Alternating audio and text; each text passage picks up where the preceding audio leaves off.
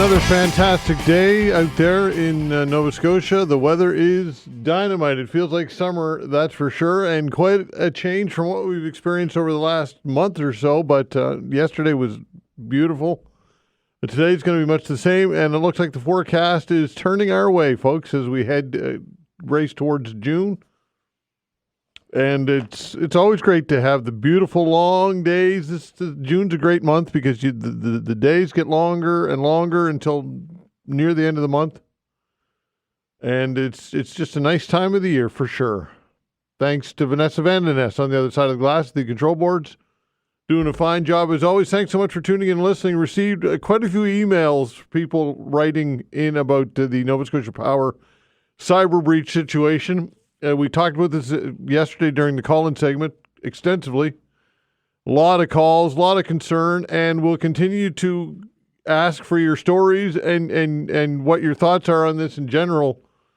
Today, when we open the phone lines between noon and 1, by the way, Nova Scotia Power did respond, Vanessa tells me, and they have declined an interview. I don't think they're doing interviews with anybody at this point. And look, it's the reality is that Nova Scotia Power, as we all know, has a monopoly here in the province, and there's nowhere else to go. It's not like we have a choice. It's not like there are any options. If you want to have power, that's the only option you have. And I get it that it's not a regular commodity. It's not like buying apples or a cell phone or anything like that. This is power, and I understand that. New Brunswick could be the same thing with NB Power, and Crown Corps are basically you're beholden to the same in the same way, and restricted to one option. But that all said, you would think that Nova Scotia Power would be doing more from a communications vantage point, even if it's just to get out and tell people and empathize with people and, I don't know, do interviews. But to just simply run for cover, I think adds to the people's enrage. Because, look, people are upset. People are concerned. I went to the bank yesterday and talked to them, and they said that every second person in the lineup yesterday was, and just about every call were people asking how they can protect their finances and what they can do about all of this. And so I'll ask you again today to share your story, share your concerns. What have you been impacted by this? Has your credit been impacted by this? Have you had any hits on your credit monitoring service? Have you signed up for it? That's the one thing that Nova Scotia Power has done, is providing credit monitoring service for 2 years. Although at the end of the 2 years, I'm not sure why the problem would go away. Obviously, it wouldn't. But I hope to hear from many of you when we open the phone lines, as mentioned, between noon and 1. Dr. John Gillis and House Calls goes between 11 and 12 today. So we'll look forward to chatting with the doctor and taking your health-related questions and concerns, as we do each and every Wednesday. And, so lots and lots to get to today. Also, Parliament is officially underway, and question period will kick off today. It'll be curious to see what Mark Carney and how he performs in the House of Commons. And Andrew Scheer will be the mouthpiece for the Conservatives for now, because we know that Pierre Poilievre did not win a seat.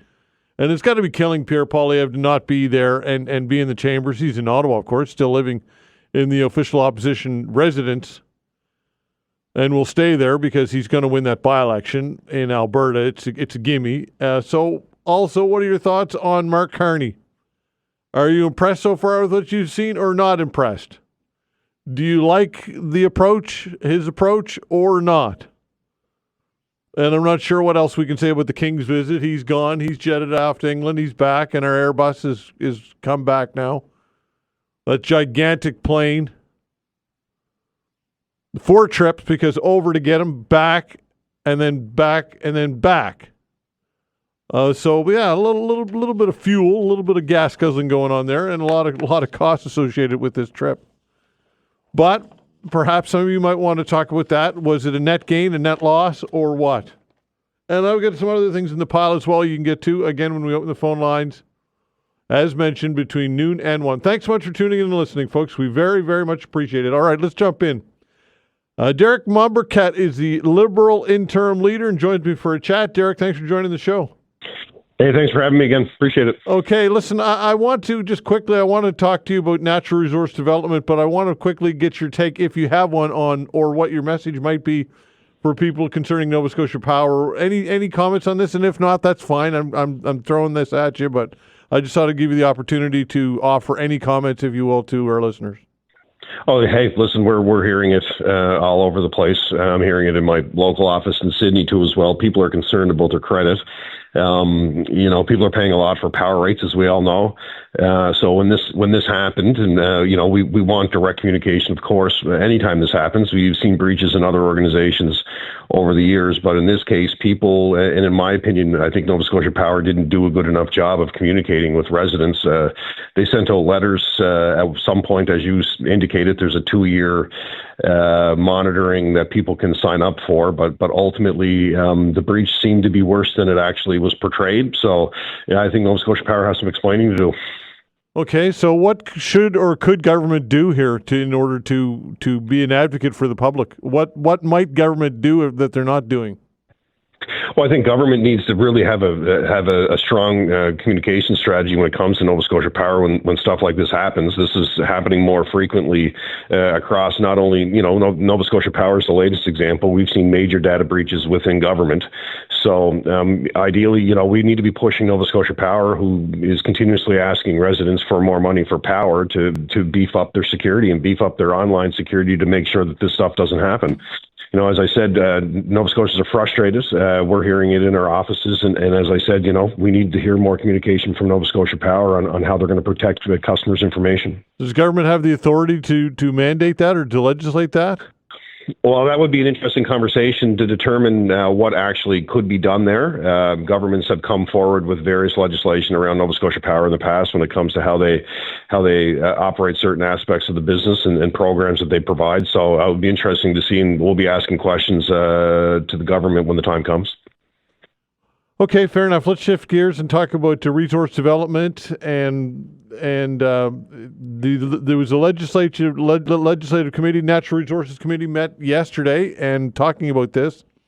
The Nova Scotia Assembly of Mi'kmaq Chiefs says the provincial government needs to do a better job of consultation as it pushes to develop the province's natural resources. And you have some concerns as well. What are some of your concerns about this? Okay, so we were just coming from the South Shore too as well on tour, and we were hearing the same thing, is that the government's not consulting with anyone.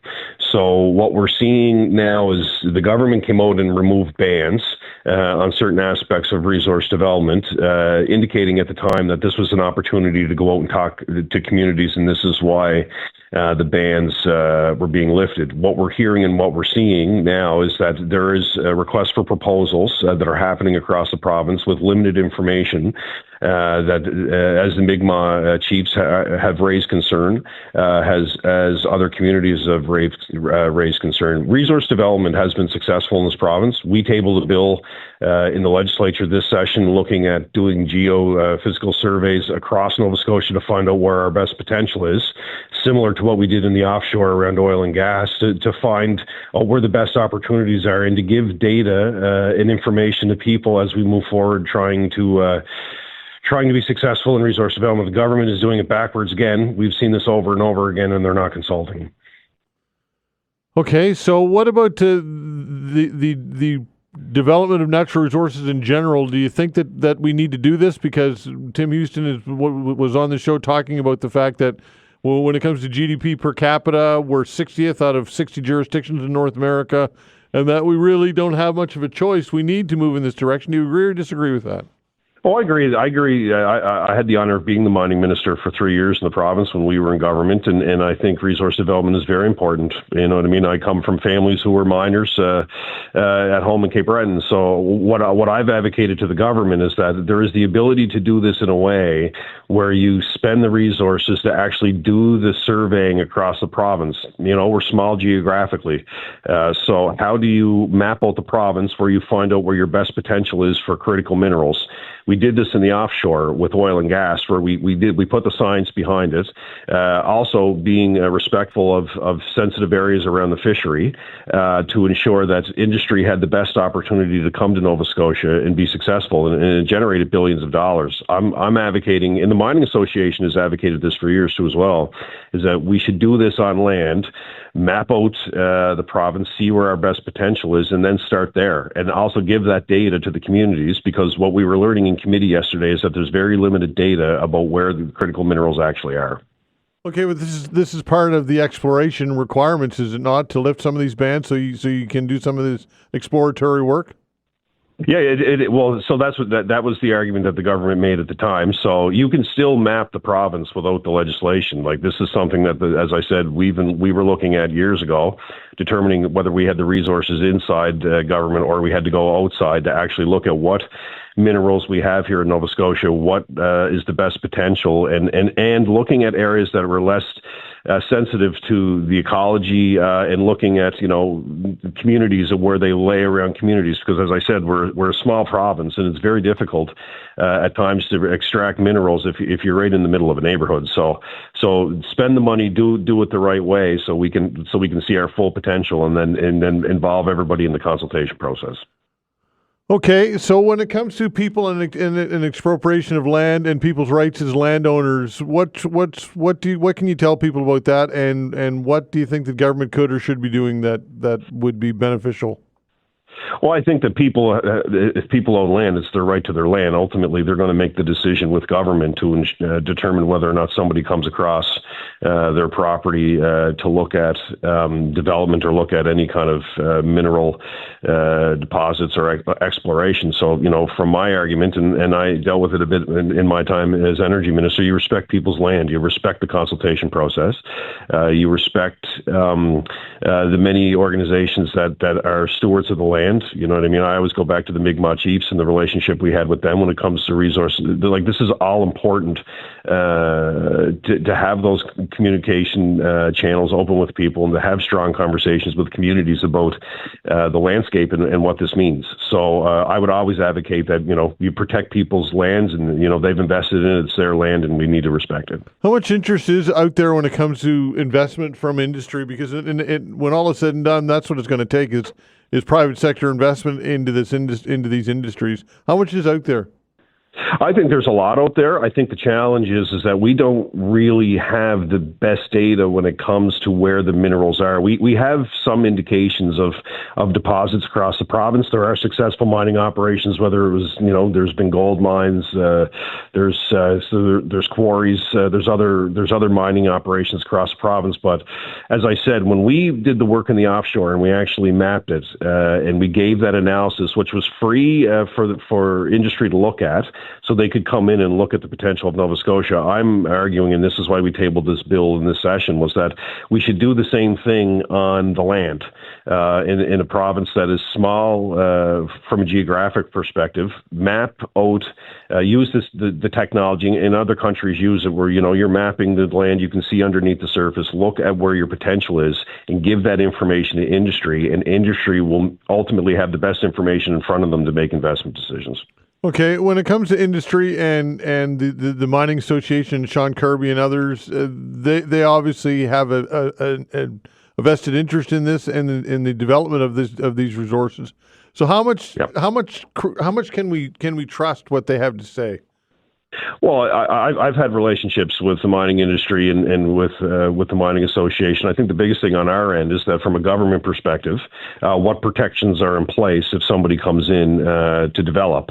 So we made some of those changes during our time in government with the Mineral Resources Act, where the companies have to put the reclamation costs up front in the event that something happens. They can't just walk away. We have the ability to put some stopgaps in there too as well. So, we do need industry in the province. Mining has been very important across the province for years. Thousands of families have worked in it. I think for me, for the next step for it to be successful, I think you need to actually make that investment in mapping out the land here in Nova Scotia, which the Mining Association has been calling for years to do, to give us the best potential, not only to support industry, but to also understand, our own landscape, where the best success is, and look at those very sensitive areas across the province around watersheds and around some of the areas that we want to protect to make sure that, if we're going to start really ramping up mining operations and resource development, that we're taking all the steps necessary and have the best data in front of us.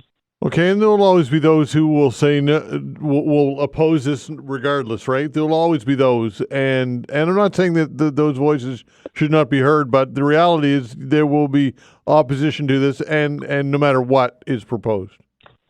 Well, you're of course, you'll see that. The concern I've always had, and we see it with this government, and I said this, we were in the South Shore this past week, is that they told communities that they were going to consult.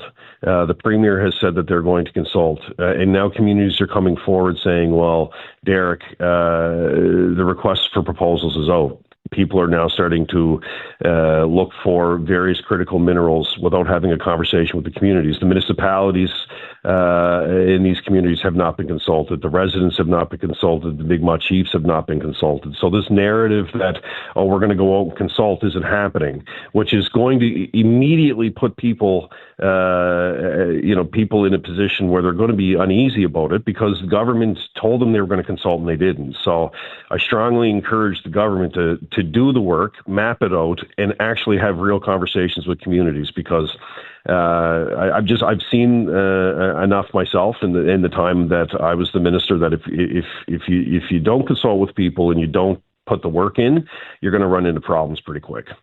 Derek, appreciate your time. Thanks so much. Hey, I really appreciate the time too. Thank you. All right, take care. Derek Mombourquette, interim Liberal leader here in Nova Scotia. Politics with Don Desserud when we come back.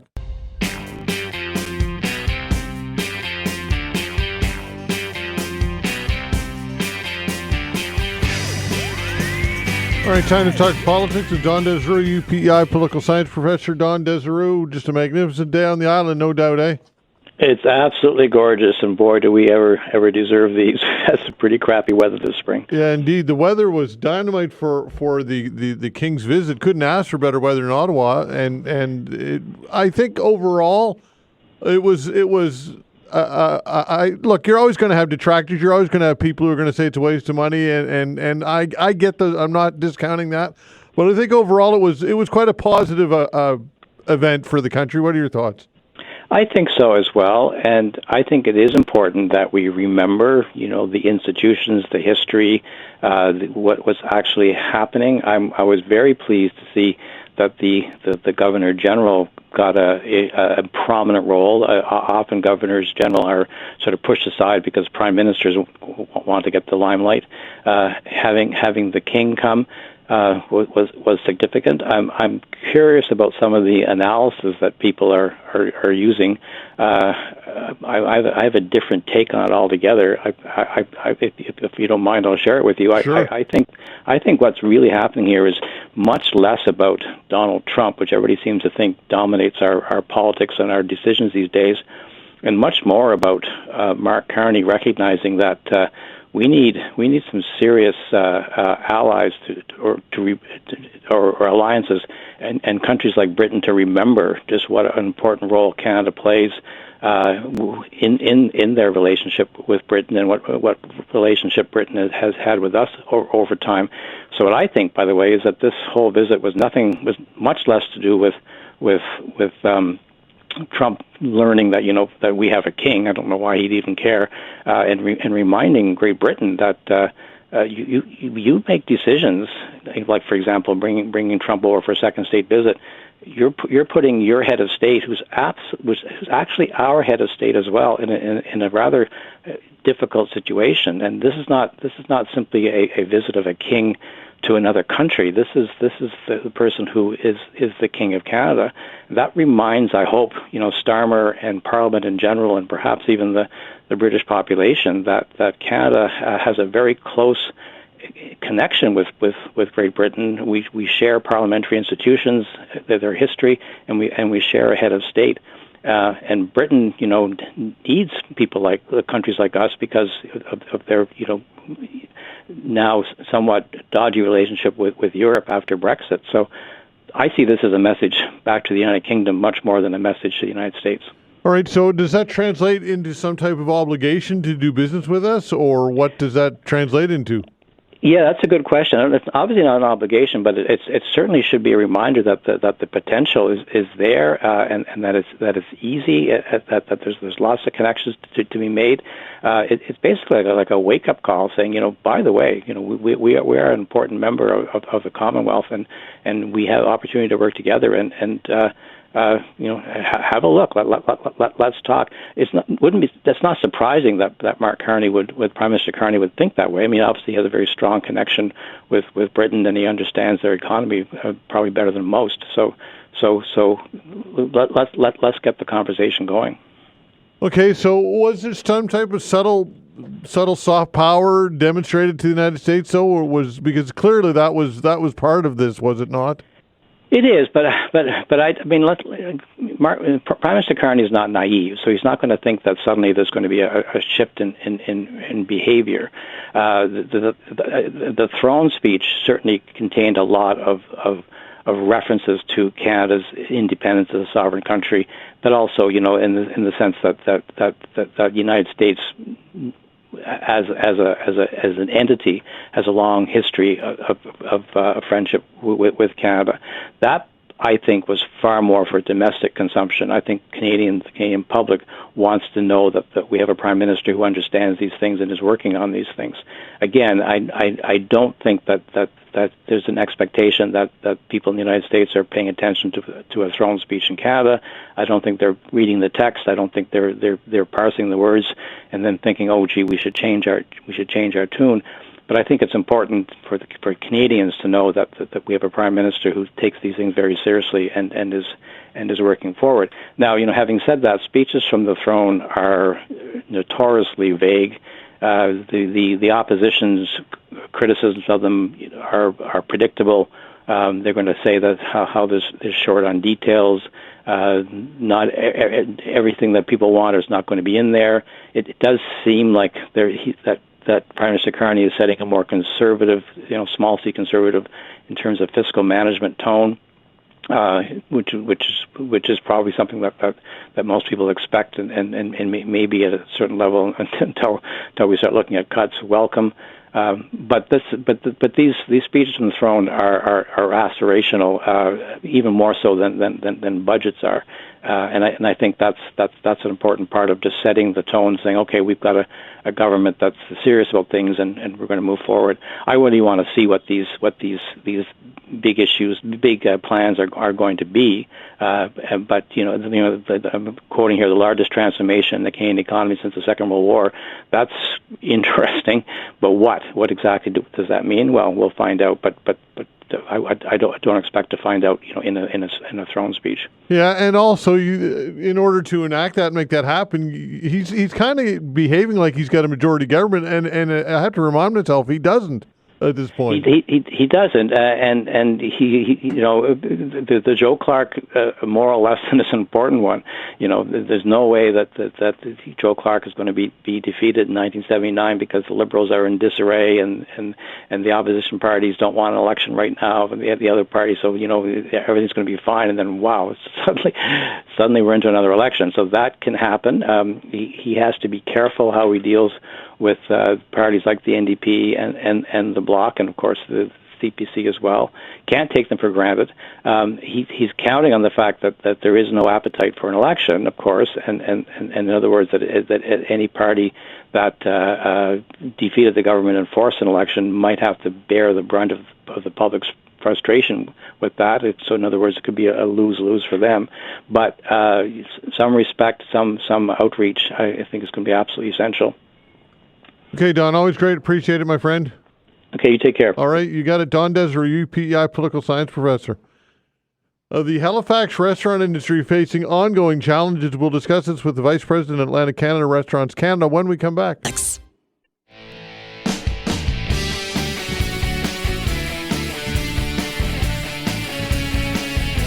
All right, the restaurant industry has definitely having its struggles in Halifax and in Nova Scotia, and I would suggest probably across the entire region. Janick Cormier is the Vice President of Atlantic Canada for Restaurants Canada and joins me to talk with this. Janick, thanks for joining the show.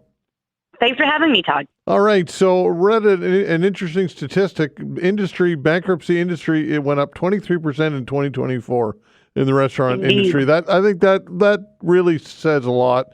I don't want to say it tells the whole story, but it certainly tells a lot of the story. Yes, it does. It's sad. It's alarming. But the reality is the restaurant industry has been struggling for a few years now. We've never recovered from the pandemic, unlike what some people might think. Restaurant spending has never, if you account for population growth and inflation, we've never gotten back to 2019 levels of household spending in restaurants. So it's been a tough few years, and it continues to be tough times, unfortunately. All right. What are some of the contributing factors? Sorry. So a couple things. The operating expenses have gone up over 20% in the last 2 years, while revenues haven't followed suit. So we've all been grocery shopping. We all see the prices at the grocery stores. It's the same thing for restaurants, but it's not just the food. It's the utilities, it's the insurance, it's their rent if they're renting space has all gone up tremendously. And so at the same time, the economics are that Canadians are facing tough times too. They're tightening their belts because their expenses are also going up. And all the research shows that the two first things people cut in their family's budget during tough times is the first one is restaurant meals, and number two, takeout. And so we are spending more money to keep our doors open, but our customers aren't spending as much when they come in, and they don't come in as frequently. So it's creating a bit of a perfect storm in that sense.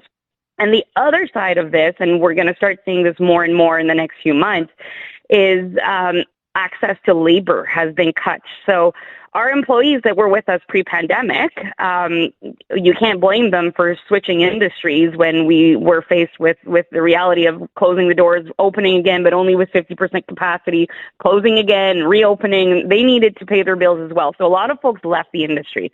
And to compensate for that, we've been relying on a lot of foreign workers that came into Canada to work, and it's mostly kitchen staff. And so with the federal government announcing 50% reductions in allotments, that means that we don't have access to those workers like we have been able to access them before. So a lot of things happening, which is creating a perfect storm where unfortunately we're seeing restaurants close their doors. Yes. Yeah, for sure. And that has a ripple effect to the tourism industry as well, and the vibrancy in general of the downtown and of all communities, I would think, because that's an integral part of tourism, right? You're completely correct. If the restaurant industry has to go through tough times and a lot of people start closing their doors, it will have direct impact on the tourism product of the province. The number one thing that people spend money on when they come to visit us in Atlantic Canada is food. It's not lodging, it's their restaurant meals. And so it's a lot of money that gets spent in the province by tourism dollars that goes directly to the restaurant industry and then gets disseminated in other aspects of the economy. The restaurant industry last year in Nova Scotia, it was $2.8 billion worth of sales. And restaurants bought 997, so almost $1 billion worth of food and beverages. So it's a lot of money being switching hands, as we say, that stimulates the economy of the province. So what entices people to want to get into this industry? Because through all this, we still see brave entrepreneurs stepping up and trying it. Yes, no, listen, restaurants have closed and restaurants have opened since the beginnings of times. It's a labor of love. People in the restaurant industry do it because they love it. I always say, like, when you work in a kitchen, it's the adrenaline rush during, the rush hour where the printer keeps printing and you're just pumping out meals, and there's a lot to love about the industry, and the people who tend to enter it because they love it. The profits are huge. We're not talking millions of dollars a year. The profit margins in Nova Scotia last year were at 3.9%. So not a whole lot of money to be made, unfortunately. But, like I said, people just love the industry and love the hustle and bustle of it, and will try their hands at different concepts and see what sticks. Yeah, that all said, though, the pool of those people is going to diminish with time, right? And if things don't turn around, I know that people have a passion for this, but you can't eat passion, as they say. Exactly. Yes. So what about the long term viability of those willing to step up and because look, entrepreneurs, I get it, they're ambitious, they take risks, they're not cut from the same cloth as most of us, and that's a good thing. But there's still stark reality is there. The financial reality is there for all to see. No, exactly. So I expect that we're going to see a lot of people having to make very difficult decisions in the coming months. If, for example, a restaurant loses its chef because their work permit can't get renewed, well, it's hard to have a restaurant without food. And so we've had that situation actually happen here in New Brunswick. Yesterday in Fredericton, there's a restaurant that announced that they were closing because they were losing their kitchen staff, and you can't have a restaurant. It was an Asian restaurant. So, that's also part of it. When we talk about access to foreign labor, it's, your sushi chef is probably going to be coming from Japan, and your Indian restaurant chef is probably going to be coming from India. And that's normal. But if these folks aren't able to renew their work permits, it's going to be incredibly hard to keep those doors open. So there's a lot at risk. What we're probably going to start seeing more, though, at the beginning is a reduction in hours of operation, which will have impacts on the bottom line eventually, right? So they might open later, close a little bit earlier. Maybe they'll just do dinner and skip lunch, for example, and try to stay afloat like that for a little while until maybe government policy changes. But yeah, it's going to be a rough few months, or years ahead, and we'll see how the industry adapts. Restaurateurs are incredibly resilient. They're people who, like I said, they're passionate about what they do, so they usually try everything before they make that decision and close their doors. But it is concerning. It definitely is. And there's a cost threshold there that everybody faces. I mean, you go out and eat in a restaurant, and the number one thing that people generally talk about now isn't the food; it was how much it costs. And it's just for simple pub food, for example, that used to be two people. You could go and eat, and get a beer and some fries and a burger, and it'd be $20-$30. And for both, now that's $75. I mean, the prices have really, really spiraled out of control. And I get it that nobody's getting rich off this, and I'm not blaming the restaurant owners, but the reality is that people can't absorb that cost, right? No, that's exactly it. And that's what I was saying earlier, that Canadians are tightening up their belts. Restaurants are having bigger bills to pay. And so it's creating a climate where the restaurant owners are trying to pass on some of that added cost to customers. But customers are only willing to pay so much for a meal, right? Or they won't come again. Yeah, that's so right. It's a delicate dance. Expenses have gone up over 20%, but menu inflation is only about 5%. So it's interesting to see how they try to recover the costs in other ways. Maybe they'll be short staff and their employees will have to work harder, which also doesn't help with employee retention. And so it's a delicate dance between how much the customer is willing to pay and the restaurant then having to pay their bills. And that dance is getting harder to do. All right. What can government do here in order to help out? And I say government, I guess all three levels of government. Yeah, so a few things. So federally, well, first of all, reversing their one-size-fits-all 50% cut to immigration across the board. I mean, in Atlantic Canada, we're facing demographic issues that they're not necessarily facing downtown Toronto, for example. So that is one thing they could do. So just accessing labor will help keep restaurant doors open. In terms of financials, we had a bit of a test run from December to mid-February. If you'll recall, there was a HST holiday on restaurant meals where we didn't pay taxes on our meals. So that basically was 15% off for the consumer. And we saw a dramatic increase in revenues for restaurant during that time. Customers were, getting that dessert because they had that 15% to spend a little bit more, and that money stayed in the restaurant instead of going into government coffers. So one big thing we're asking for is to make that HST holiday permanent. At the end of the day, food is food, and taxing food is just wrong. We want restaurant meals to be treated just like items at the grocery store. You can buy a frozen pizza tax-free, but if it's cooked for you pay taxes on it. Seems a little much for us. So it's all about tax fairness, and taxing an essential thing like food, in our view, is wrong. So that would be very helpful in encouraging people to go to restaurants, but also the money they would be spending in the restaurants would stay within that restaurant. And provincially, it's to help us offset. You've had in Nova Scotia a pretty big increase in a minimum wage, $1.30. And to help us offset that increase in cost, because that increased costs for the restaurant as well, by doing things like maybe upping the licensee discounts when restaurants purchase alcohol at the NSLC. They typically have a discount. It's about 10% now, all because when they sell that bottle of wine again in the restaurant, the province recoups it with HST, right? So upping that discount so that the profit margin is a bit higher for the restaurant owner when they do sell that bottle of wine or that beer would be incredibly helpful.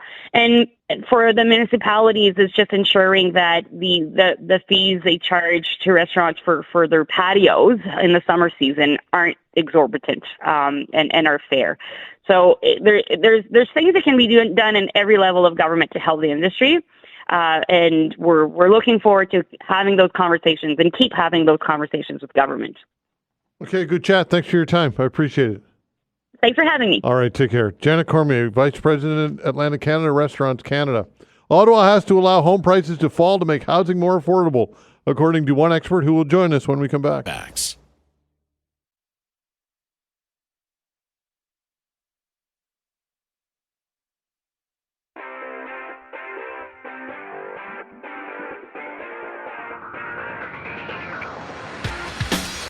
All right, housing experts are pushing back against the federal cabinet minister's recent claim that home prices don't need to go down in order to restore housing affordability.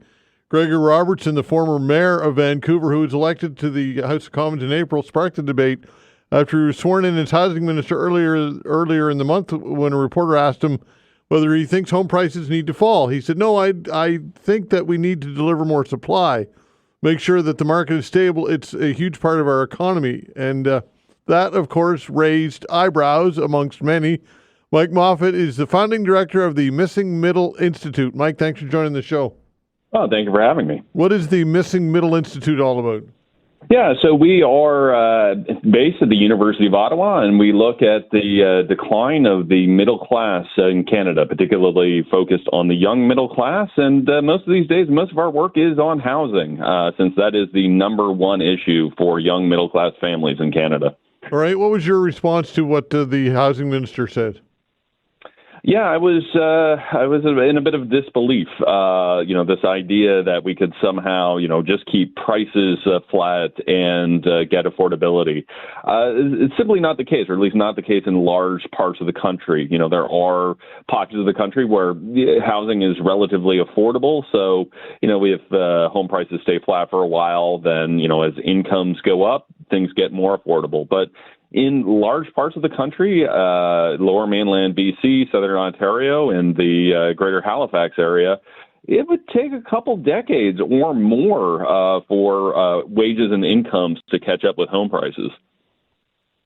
Yeah, and I think that it does make sense that as supply grows and expands, that will reduce prices. I think that's kind of economics 101, is it not? Well, it absolutely is. And there's this weird disconnect on the things that the minister and others are saying, because they're saying, okay, well, we need housing costs to go down. But my thought is, well, isn't the point of getting housing costs to go down to get prices to go down? Yeah. This shouldn't be all about trying to figure out, how to get builders and developers to make more money. It's about how to get prices down. So it is absolutely economics 101. If they get anywhere near that 500,000 homes a year number that they're targeting, that's going to put such downward pressure on prices. I mean, that's kind of the goal.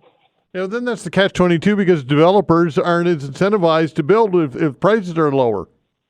Well, absolutely. And they seem to recognize that. So, the way that a developer could make money in lower prices is if their costs fall even more. And the government talks about that. They talk about the need to cut development charges and other taxes, cut red tape, that kind of thing, because they understand that that is the only way that you're going to get developers and builders to build more. If prices are low, is if their costs are going down even faster. So it's just one thing where they seem to kind of understand the dynamics of it, but they're not willing to kind of inform the public about their thinking. How involved should government be when it comes to home construction? Well, I think there is a role. Part of what governments need to do is actually do less. Speed up approval processes, cut red tape, cut some of these development taxes. But there are areas where government does need to do more. There is a segment of the population that the market's never going to be able to provide for. So there is room for social housing. There is room for governments to use land it already owns to help build housing. So I think it's both. There are some areas where government needs to do more, but there's a lot of areas where government needs to do a lot less.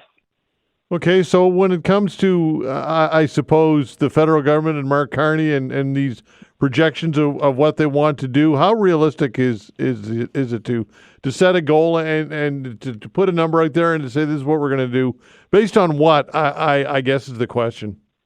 Yeah, that's 500,000 homes number. I don't think is particularly attainable. So in Canada, typically our housing starts are somewhere in the 200,000 to 250,000 a year range. We've never broken 300,000 in a year in the history of Canada. So this idea that we're going to somehow double housing starts, I don't think is particularly realistic. I also don't think it's particularly needed. There was a time where, we ramped up immigration, a lot of newcomers who were coming to Canada, where a 500,000 number might have made sense. But now that the federal government's pulled back on immigration, addressed the international student issue, I think we can lower that number somewhat. And that still probably puts us in the 300 to 350,000 a year range, which is still much higher than we've historically done. So, yeah, I don't think it's helpful that the government has set expectations so high when there's no real way that they're going to be able to hit it, and that goal isn't probably even necessary to begin with. Yeah, and I don't know that we want to pit one group against the others. There's this battle against people who have equity in their homes and boomers and what they want versus young people who are left outside of that bubble looking in. And I don't know that it's healthy to pit one group against the other. What are your thoughts on that? Yeah, absolutely. And I do understand, the government's reluctance to talk about home prices. I'm a 48-year-old homeowner. So, clearly I think about the value of my home. And, nobody wants to hear that the value of their asset might go down. But at the same time, I'm a parent of two teenagers and, would like to see them own a home someday. So, yeah, it is an awkward conversation. I think we have to instead kind of develop a system that works well for everyone as much as possible and talk about these reforms, to help the next generation and not make it, boomers and Gen X versus millennials and Gen Z. I don't think that kind of talk is helpful. Is there a formula that works, though? Is there a model that can strike that balance? Well, it's absolutely, it is tough. And I think we need to have reform, but it has to be in a way that is sustainable, right? That, we are progressively getting better. We're building a variety of homes. I think that is one of the big important ones. That this can't just be building, tiny condos. Some of those are needed, but, we need a system to develop, the type of homes we need. And, at least in large parts of the country, we had that 20 years ago. When I bought my first home in 2004, it was a brand new home. Development charges were less than 10% of what they are now. We had more sensible land use policies. So housing was affordable. So it wasn't that long ago we had a sensible system. And I think we can get back there. It's just a matter of political will at this point. Okay, Mike, good chat. Appreciate your insight, and we'll do it again. Thank you. Thank you for having me. All right, take care. Mike Moffatt, founding director of the Missing Middle Institute. All right, it's time for House Calls with Dr. John Gillis. If you have a health-related question or concern, give us a call. Now is a great opportunity to Get some advice from Dr. Gillis with a wealth of knowledge and experience. 902-405-6000. That's the way to do it. Again, if you have a health-related question or concern, give us a call now and get in the queue at 902-405-6000. House calls when we come back. Facts.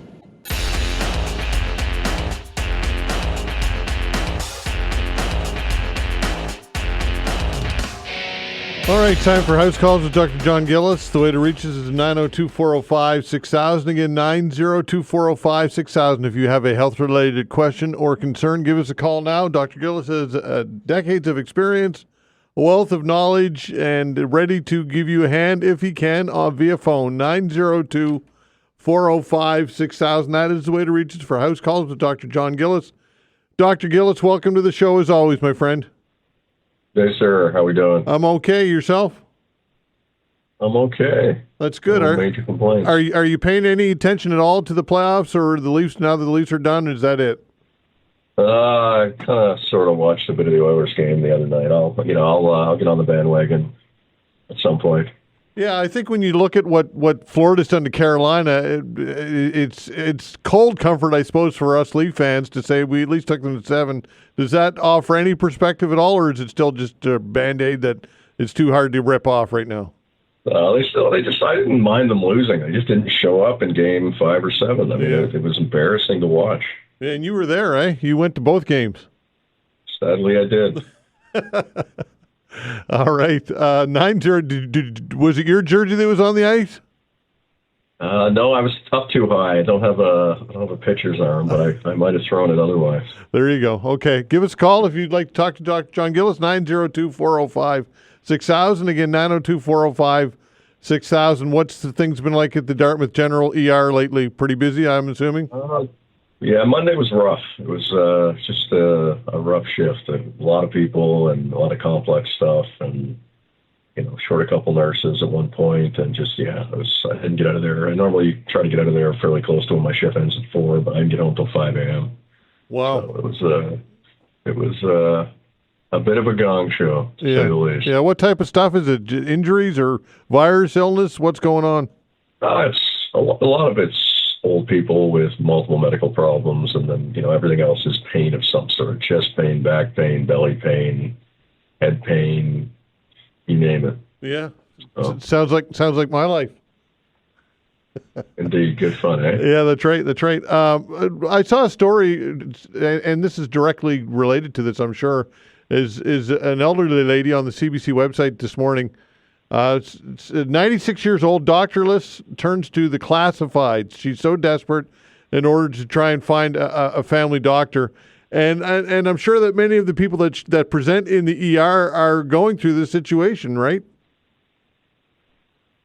Yeah, it's tough. I mean, I think, again, we try not to be too critical. I think the list has gotten a bit better, but there's still, I think we're desensitized to it, yeah, sure, 90,000 people is better than 110,000, but it's still awful. I saw something from neurology this year. Let's see if it's still here on my desk. Wait time exceeds 8 years. I don't even know how that's even possible. Wow. For neurology? Here we are. Wow. It's hard to watch, but anyway. Yeah. So what advice can you give to people who are experiencing symptomatic? And this is of course near and dear to me. But what are symptoms, or what advice do you give to people? I can't imagine being in that situation. I just can't imagine. What do you tell people, doctor, that are listening right now that are dealing with this? Well, I mean, it's do the best you can with walk-in clinics, the online service, provided by Maple to people who are on the waiting list. I've generally received pretty good feedback. It's just somewhat limited. You can't examine someone's abdomen or, do a neurological exam over a video camera, no matter how good the video camera is. So there are limitations, and we still end up seeing a lot of people that, went there or went to a walk-in clinic and ended up in the ER. People waiting for specialists. I mean, I guess on this particular letter I got back, it was like, well, try this other guy. His wait list is not as bad, but who knows what that means? I mean, 8 years to 5 years. I mean, it's like your house is on fire and you call the fire department and they're like, yeah, we'll be there in a couple days. Well, 8 years, eight years is never, basically, when you're in distress like that. You might as well just say never at that point, right? I mean, at some point, I've not seen a number like that before. That actually takes a fair bit to shock me these days, but I found that shocking. I mean, I've seen 3 years, I've seen 5 years, but once we're in the 8-year range, as you said, it's almost pointless. Yeah, for sure, and it's just distressing. And what about recruitment when it comes to these specialties? I would think that is it harder to recruit specialists than it is family docs, or is there no difference really?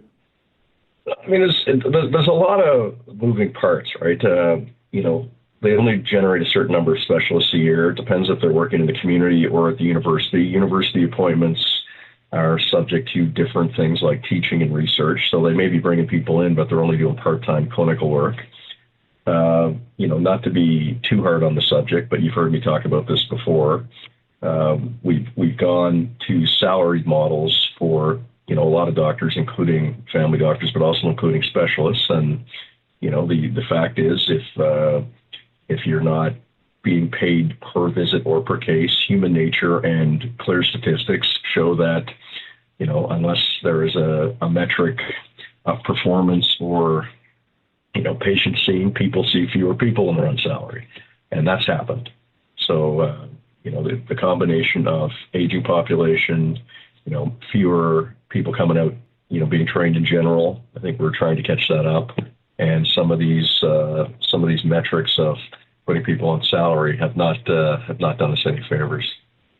Expansion of medical schools and the creation of medical schools, that's a double-edged sword, and you talked with this a lot because that takes people from working in the industry and in the field itself to healthcare into the teaching sphere, and that's important. But then you have students who need to be trained, and that is a burden. Not to use that pejoratively, but that's a strain on people like you that would have to take these people under your wing and spend time with them. So there's no easy answer out of this, is there? No, and a lot of people think it's like we built one house, let's just build two, and that's that's okay if you have unlimited construction workers or unlimited supply of tools or raw materials, but we don't in this case. You can't just double the size of a medical school because you need people to train them, and in doing the training, it slows people down. I mean, that's the reality of even where I work. It's the docs that have students and residents are seeing fewer patients than those of us who don't. Because I mostly work at night, we don't get a lot of students. It's a treat once in a blue moon. I'll get a senior resident who actually speeds things up and is mostly doing things on his or her own, and that's helpful. But it's not as cookie cutter as people think it is. How about the interprovincial trade barriers and untangling requirements for licensing and all that goes with it? What are your thoughts on that? Well, I mean, there's been a lot of talk about that for a long time, and I hope we're getting there. I mean, the regulatory colleges have a tough job to do, and I'm not gonna slag them, but we have one in every province, and I'm not sure off the top of my head what the territories do. But, progress has been made. We have an Atlantic registry now. I have a license in all 4 Atlantic provinces by paying a nominal fee, and I don't have to go through all the paperwork. I see no reason why we can't, finally get there nationally. So there's mobility and people can help in multiple jurisdictions. But, these things take time. There has been talk about it, with the new government, and, I hope they proceed. 902-405-6000. Alan's giving us a call. Hello, Alan. Yes, good morning, Todd. To the good doctor and yourself, Todd, rest assured with the Leafs that starting when the fall comes, the first game, they will be packed in the garden. That's there. true. So, that's true. Yeah. That's where you shake your head. That's true. That's true. Anyway, for the good doctor, as you're well aware, starting, I guess, any time now, for those over 65 eligible for the RSV and the Shingrix, and I'm over 65, will be taking advantage of both. I am one of those unfortunate as you're talking about in the province that's without a doctor, but I'm getting good service from the pharmacy clinics. Kudos to them. Getting some pretty good service through them. And back in January, I got they suggested, before this came out, this program with the RSV, there was available the pneumococcal vaccine and free of charge. And I believe it was the Prevnar that I got, and I took advantage of it. And so I am going to take advantage of these upcoming ones. So just wondering, Doctor, am I right to assume when we're talking pneumococcal that and the RSV, there's got to be some sort of a overlap or correlation there with breathing on the lungs and whatnot. Am I right in that? And is there any should I still be a good candidate for to take the RSV where I've had this pneumococcal vaccine? Yeah, no, they're different. They're protecting you from different things. So, like you said, whatever you can protect yourself from, giver. Take the advice from your doc or the pharmacist on when things can be combined or not combined, because they can't always be combined, but definitely important to get those things done. Yeah. Okay.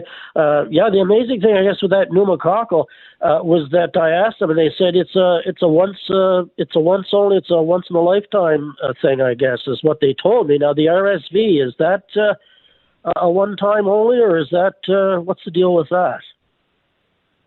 It's so new that I honestly don't know.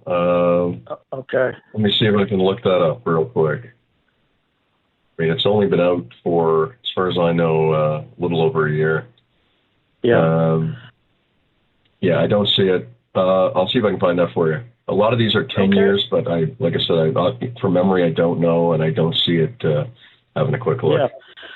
At the same, when you mentioned 10 years, at the same time that I got the Prevnar, they also suggested, and I took advantage of it, was the tetanus vaccine, and the tetanus vaccine was once every 10 years. They did stipulate that one, and so I've had my COVID and tetanus and everything else. So I don't know how many more times they can spear me. So I think I'm good up to the hilt here, Doctor. You keep going. I'm just looking quickly here on Health Canada. What it says is they think it's good for at least 2 RSV seasons, but because the vaccine is so new, I think they're monitoring. It's not like shingles that the vaccine's been around for a long time and they have data on it. So I guess the answer is stay tuned. Right. But it is, I've listened to the program before, and this is something I guess that you're seeing more and more of is this. I think initially when it started out a few years ago, it was primarily in the children, but it seems to be, as a lot of these viruses, they morph into God knows where. And so I'm sure it's your suggestion for anybody to take advantage of this stuff and make your life a little easier at your end. So, we need to have you on doing vaccine sales and promotion, my friend. You're good at it. All right. Okay, Alan. Thank you very much. Good luck. Thanks, Doctor. Thanks for calling. Take care. 902-405-6000. That's what it reaches for house calls. If you have a health-related question, give us a buzz now. Dr. Gillis is standing by, ready to take your calls and get some open lines for you. Again, 902-405-6000. House calls continues when we come back.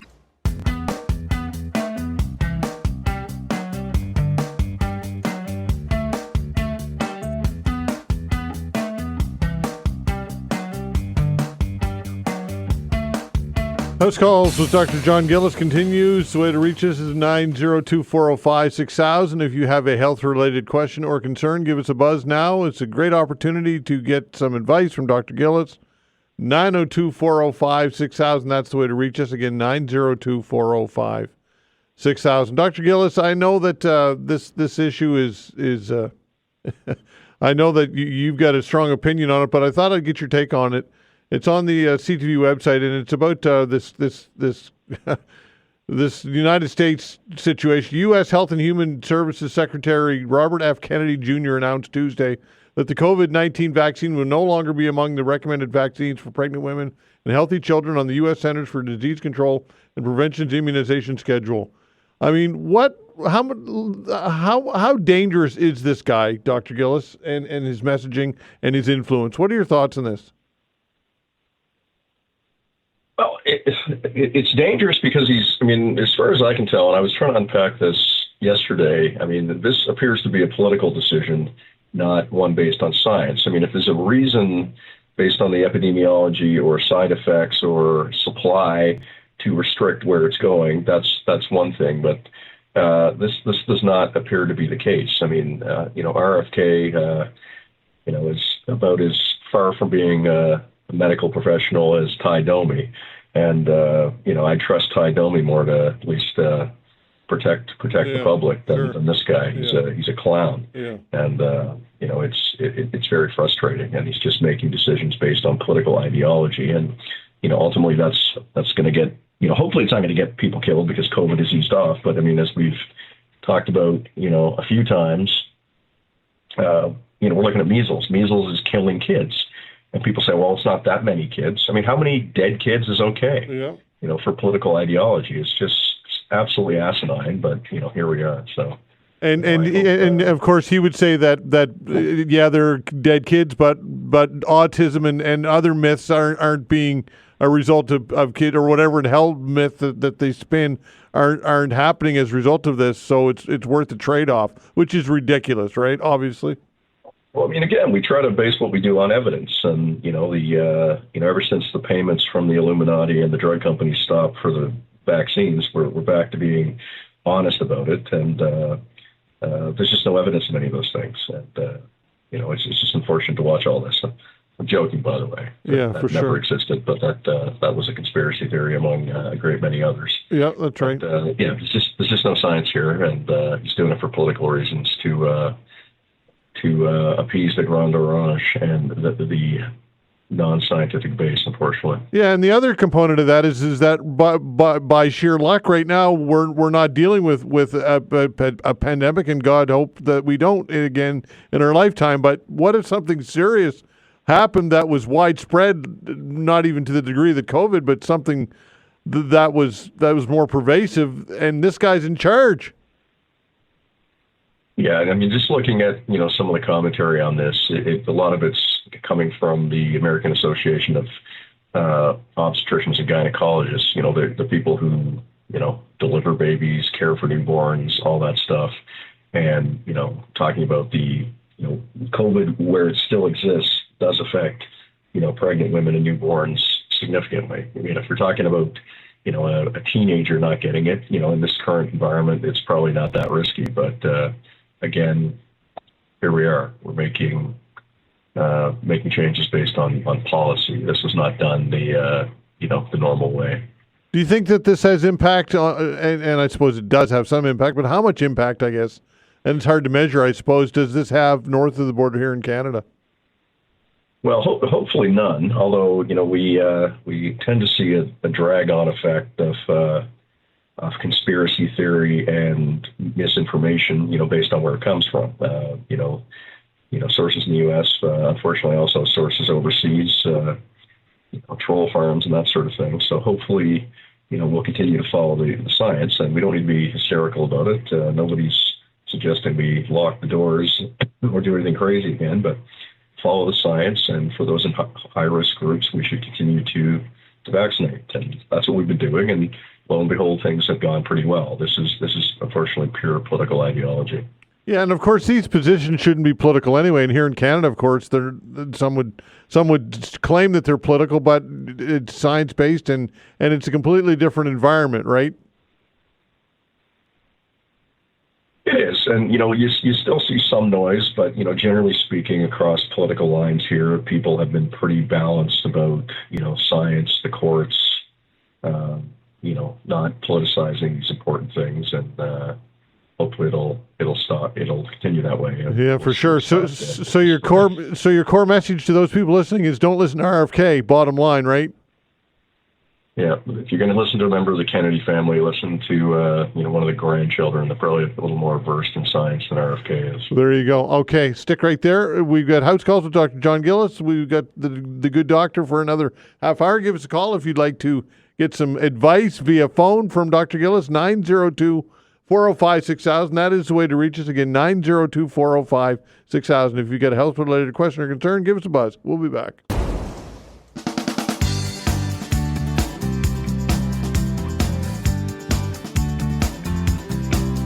Right, House Calls continues with Dr. John Gillis. A good open line for you folks. Give us a call if you have a health-related question or concern. Dr. Gillis will do his best to address it. The way to do it, of course, you know the drill, 902-405-6000. Again, if you have a question for the doctor, now it's a great opportunity for you to get some advice, 902-405-6000. While we await some calls, Doctor, I wanted to ask you about this story. And it's off the CTV website. I'll read a bit of it and get your take on it. Researchers in London, Ontario say there's no evidence that mouth taping has any health benefits and warn that it could actually be harmful for people with sleep apnea. Some social media ads and influencer claims say that putting tape over the lips can help people breathe through the nose while sleeping and thereby reduce snoring and improve rest. The senior author of the study published by the PLOS-1 said mouth taping could be dangerous for people with sleep apnea, and many may not realize the breathing stops and starts while sleeping. So this is another online craze that people, I think, too often put too much faith in when they see something popular online. What's your take on this, Dr. Gillis? Yeah, it's, we don't discount everything that's new out of hand. That would be foolish. I mean, some new things come, new treatments, new approaches, take a look at them and see if they make any sense. This has been looked at by some folks where I spent a lot of time in London, Ontario, at some of the hospitals I used to work with, and basically says it, doesn't do anything and can actually make things worse. So it doesn't sound like it's a great idea still to get your medical plans and ideology from TikTok. Yeah, and when it comes to sleep, I mean, there are some, like you've shared on the show a number of times about how a mouth guard really helped you with your sleep. For those who haven't heard that, let everybody know about that experience. Yeah, like a lot of people, there's a lot of factors why people snore. Weight gain is one of them, alcohol, sedating drugs, but some of it's also anatomy, the position of your jaw. And, in my case, I was in to see my dentist one day, and she's like, "Do you wake up a lot?" I'm like, "Well, yeah." "How'd you know that?" It's like, "Well, just the position of your jaw. I suspect you're grinding your teeth and you're waking yourself up." I'm like, "Oh, ding, ding, ding." And, get the mouth guard. It's made a big difference now. Again, making some other changes, dropping a few pounds, dropping the chalupa, and, feeling better, being more active has also helped. But wearing mouth guard makes a big difference. It's not for everybody. It's, for people that changing their jaw position can help. But, getting a sleep study, the number of spots around the city that will assess people for free, you wear it at night, and, it tells you what your oxygen is if you stop breathing, how much REM sleep you're getting. It's interesting, even if you don't need anything. But sometimes it can make a big difference. The breathe factor is one of them out there, and the snore shop as well. Do good work and help people with these problems. So we see more people than you might think who they say they sleep. They're in bed for 7 or 8 hours, but they're not sleeping well. Yeah. And, if you can modify that and make that better, it makes a big difference, not only people's general health, but in how they feel and just productivity, and you're not dragging your arse all day. Yeah, and people are actually waking themselves up trying to catch their breath. That's part of sleep apnea, is it? Oh, exactly. I mean, sleep apnea means you stop breathing and you tend to jerk yourself awake. It's a weird feeling, but, I think what I was doing was grinding my teeth, and it would, make me stop for a second. Then I'd wake up and be like, why the hell am I awake at 2:30 for no bloody reason? Yeah. So, like I said, it's made a difference. Yeah, that puts a lot of strain on the heart as well, right? I'm assuming. I would bet that it would. Yeah, over time, all of it, it puts strain on your cardiovascular system in general, and, if it can be corrected, all the better. What advice do you give to people when it comes to melatonin? Can you overdose on melatonin? Overdose might not be the right term, but can you take too much of it? Can it wreck your rhythms? Yeah, I mean, if people take too much of anything, I mean, you become dependent on it, and it only works, at a certain point. So it's like anything; it can be a useful tool, but try not to rely just on drugs. Improve your what you're doing. Like, don't drink coffee at night. Don't keep yourself hydrated, but don't drink too much fluids at bedtime, so you're up having to go to the bathroom, minimize noise, minimize light, or in some cases people need a bit of noise, a bit of white noise. So, meds can help, but it's optimizing all the factors. Yeah, shift work as well has to be really difficult, I would think, as people go on in their careers. The older you get, I'm sure the more difficult shift work can be for sleep. Oh yeah, I mean it kicks the crud out of me now. I mean I'm still doing a few, and I like them from in small doses, but yeah, I mean just the ability to sleep during the day, which I used to be able to sleep on a train track 25 years ago. Now it's harder, and all of those things affect people as they age. Yeah, for sure. 902-405-6000. That is the way to reach us for house calls with Dr. Gillis. Again, 902-405-6000. Again, give us a buzz if you have a health-related question or concern. The weather has certainly turned nice, and it's that time of year. Summer's right around the corner. And I'll get your take on sunscreen, if you will. I know that we revisit this from time to time, but what advice do you give to people when it comes to sunscreen, and what should you use? What's the do's and don'ts, and what advice in general do you give to people concerning this? Well, generally speaking, people don't think to use it enough, especially, you notice in these last couple of days here in Halifax, you'd swear we'd all been locked in an iceberg, and I'm just as guilty. Everyone's outside running around because the temperature's over 20. It's important to protect yourself if you're in the sun for a long period of time. You want to make sure that you apply regularly. You want to make sure you're using something that's effective. I mean, I think we saw some news recently. A certain number of formulations out there actually, aren't that effective based on their production or what's in them. So I think it's important to make sure that you do a little bit of research, make sure you have something that's actually effective, reapply it regularly, and don't just rely on sunscreen. I mean, manage your time in the sun, cover up as appropriate, and we see a lot of skin cancers as people live longer in age, and it's important to protect yourself. Fair enough. 902-405-6000. Quick email, then we'll go back to the phones. The email question asking your opinion on nose strips to prevent snoring. Do they work? I've heard mixed things. I mean, some people feel they improve flow. I don't think there's any harm in them. They're not blocking something. So my general view is, if you feel better with them and they help your breathing, go for it. But if there's an underlying problem, make sure you assess that too. Okay, 902-405-6000. Sandy, hello. How you doing?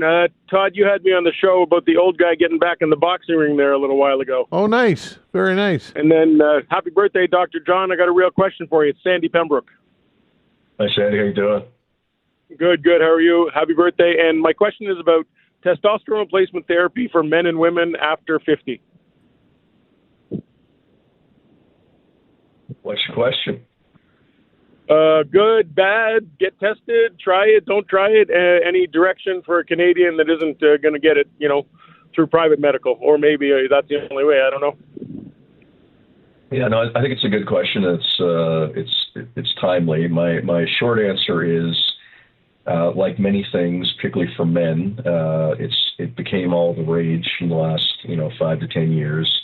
Everybody wants to be 21, fit, bulletproof, be able to work out, and be as virile perhaps as they once were. A lot of things that happen over time are the natural effects of aging. And when I see people ask me about this, we test their total and bioavailable testosterone. There are people that have generally low levels who do benefit from replacement. Most people, I would say, that I test are normal, and they're complaining of, fatigue or decreased libido or other, erectile dysfunction that, is probably not related to testosterone levels.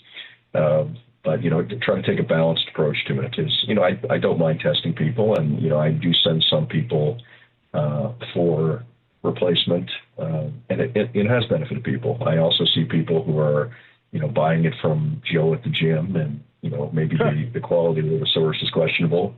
And, it's not without risk. It does lower your natural testosterone production and can raise risk of, certain types of cancers if it's not dosed properly. So it's not quite as simple as, just, rolling in and, feeling 20 again. Got it. Great answer. And if I'm 70, will it help no matter what? I'm only 52. Oh, when you're 70, have at it. Do whatever you need to do. Sam, do you have another fight lined up, by the way? You know what? If anybody's listening, I'm negotiating. Okay, you're asking for anybody who wants to take you on in the ring. Is that what you're getting at? Maybe you and Dr. Gillis. Maybe you and Dr. Gillis could have a celebrity match. What do you think? Well, John will kill me on the rugby field. What? Sorry, what'd you say, Doc? What happened there? My computer's playing tricks on me. Dr. John would probably put one of his rugby players against me. I don't want to face him on a rugby field, and I don't think he wants to face me in a boxing ring. I think you're right. About that. You got that right. Thanks, bud. Let me know, Sandy. If you let me know when you're lined up another fight, we'll have you back in. Thank you so much. Have a good day, guys. Okay, pal. Take care. You got it. All right, 902-405-6000. Let's see here, 902-405-6000. Let's go back to the phone and talk to Patricia. Hello, Pat. Hello. Hi there. Go ahead. I wanted to ask about the the shingles shot. What if there's any serious side effects to that, and if there is, do the side effects go away? Are they curable? Or I just read different things online about it. Yeah, the biggest side effect, that people report is that they feel fairly crappy after at least the first one, but sometimes after both. Kind of along the lines of how you might feel after, people said with some of the early COVID shots, they just felt really rotten for a few hours. It varies. Generally I don't think it's as bad as people describe it that, but I've had people tell me they just don't feel well, for a few hours or for the evening. So, I generally say to people, if you're, planning to get the shingles vaccine, which, everybody should do if they're eligible and such, don't plan to get it, the day or the day before you have, something major important to do, because you might feel off for a bit. Other than that, nothing major. You don't grow horns or become a Leafs fan, which both of which could be distressing or dangerous to your well-being. Oh. Okay, thank you there. Okay, take care. 902-405-6000. That's the way to reach it for house calls. We got the doctor to the top of the hour again, 902-405-6000. We'll be back. All right, a reminder, we'll be taking your calls in general between noon and 1 today. Whatever you have in your mind is always an open hour. But in the meantime, we've got Dr. Gillis for another few minutes and to the top of the hour, and get some room for you as well. If you'd like to sneak in a quick call, now's an opportunity to do so. Give us a call at 902-405-6000. Again, 902-405-6000. Just to put an exclamation point, or I suppose on the sleep talk. Dennis says he via email says, I woke every 1.5 to 2 hours every night. I purchased a 17-pound weighted blanket. My sleep pattern has improved dramatically. So that's a pretty safe way to go, right? And like you said, Dr. Gillis, white noise, whatever, find something that works for you, right? When all is said and done, experiment.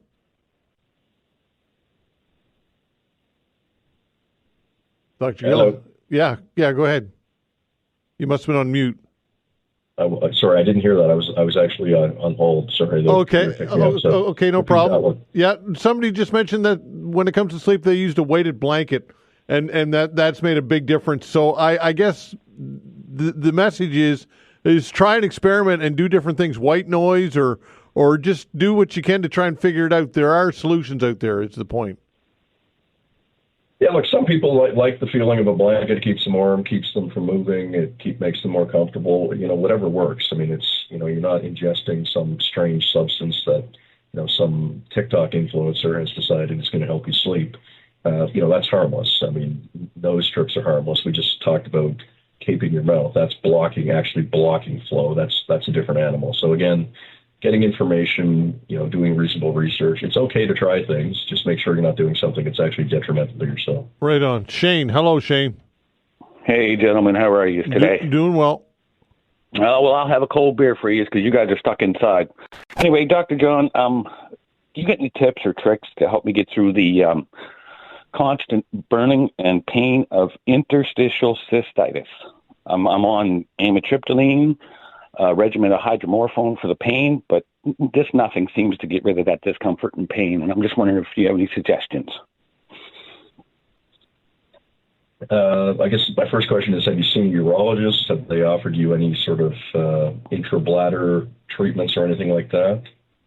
I do have a follow-up in about a month and a half, but he's got me on my Bertrek and Tamsulosin, and they're not doing pretty much nothing. And just the waiting game and the pain and the discomfort's just really starting to get to me. So if there's any tricks out there, that'd be great.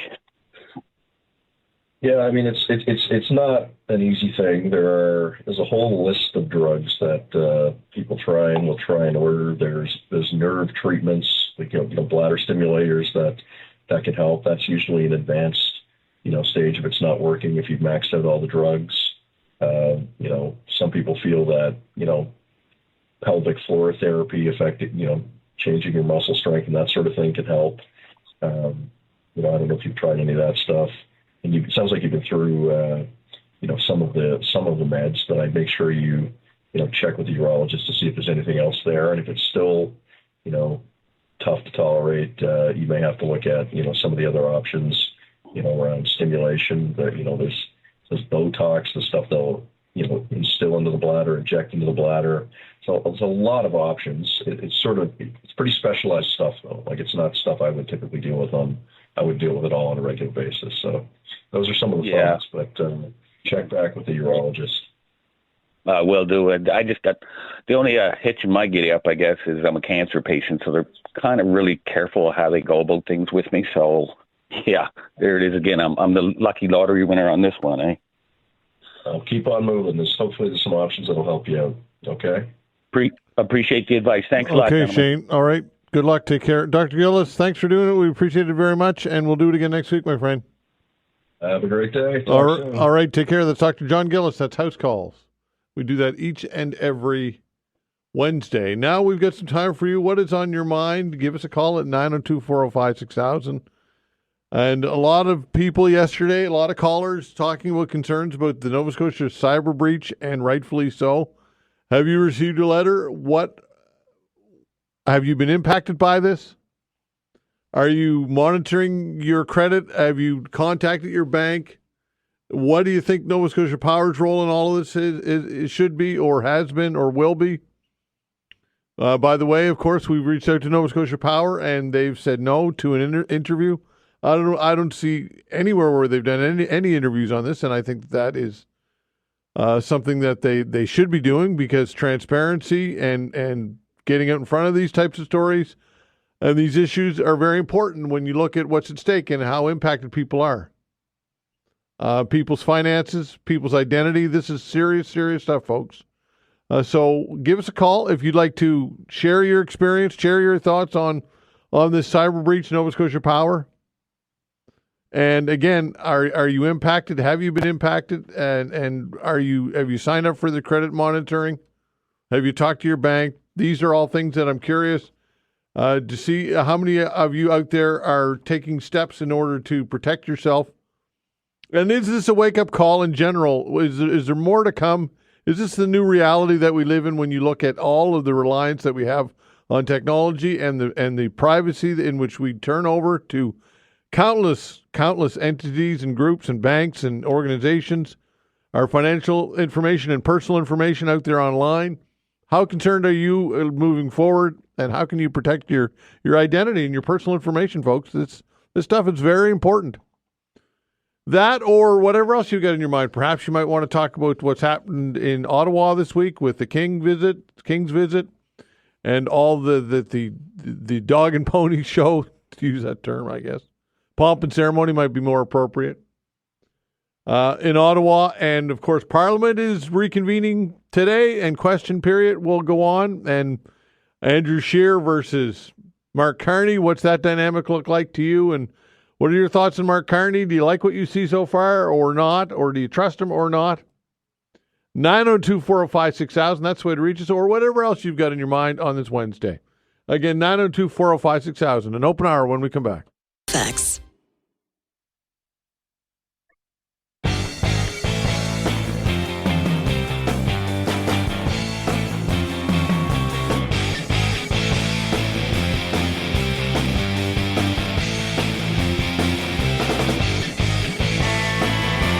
All right, taking your calls for the next hour. Give us a buzz. What is on your mind today? 902-405-6000. Again, 902-405-6000. I want to hear from some of you out there if you are concerned, impacted in any way by this Nova Scotia cyber breach that we talked a lot about over the last number of days, and rightfully so. A lot of people notified by letter. 200 and upwards of 300,000 letters have gone out so far, and we could assume that if you've not received a letter, then you're not impacted. But still, nonetheless, I think that everybody who's a customer of Nova Scotia Power at this point should have some concern. And let us know tell us your story. Tell us about your concerns. Tell us what you're doing in order to deal with this. Have you potentially been impacted? Have you had your account manipulated or interfered with?